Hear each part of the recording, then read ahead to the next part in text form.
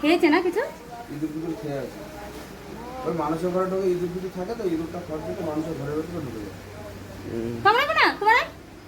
একে যতক্ষণ আঘাত না করা হবে ততক্ষণ কামড়াবে না। যদি খুব রেগে যায় তাহলে একমাত্র কামড়াবে, নাহলে কামড়াবে না। যেটা সহজে কাউকে কামড়াতে চায় না। এরা বস্তা দিয়ে বস্তা দাঁড়াও, আমি কিন্তু যাবো ওই দিকে। মানে দাঁড়ার সবচেয়ে একটাই উপায় যে লেজটা সরু আর মাথাটা সরু। দেখো বডি আন্ডারে কিন্তু মাথাটা অনেকটা সরু, এক লেভেল না, মাথাটা অনেকটা সরু। হ্যাঁ, এর কোনো বিষয় নেই। এর অনেকে বলে যে লেজের বিষ থাকে, কোনো লেজের বিষ নেই। মাথার বিশাল বিষ। এই কি করে ভাঙতে দেবে? জঙ্গলে গিয়েও ছেড়ে দেবে।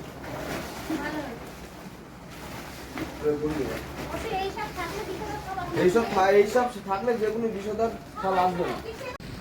এই যে সাপটা চলে আসলাম রেস্কিউ করার পর রিলিজ করতে জঙ্গলে। বস্তার মধ্যে আছে, এটা একটা ইন্ডিয়ান রেড স্নেক, যেটাকে বাংলায় বলা হয় দারাস, বা খুব শান্ত প্রকৃতির সাপ হয়। তো আমরা এখানে আজকে রিলিজ করে দেবো। এখানটা খুব শান্ত প্রকৃতির সাপ, ইন্ডিয়ান রেড স্নেক বা দারাস, কিন্তু খুব ছটফটে। ওই ছটফটের ব্যাপারটা দেখে মানুষেরও বেশি আতঙ্ক হয়ে যায়, ভয় পেয়ে যায়। আমরা ছেড়ে দিলাম, যা বাবা শান্তিতে চলে যা। খুব একটা সুন্দর ওয়েদার, হালকা হালকা বৃষ্টি পড়ছে। ওকে দিলাম রিলিজ করে, চলে গেল মতন যাচ্ছে। এই যে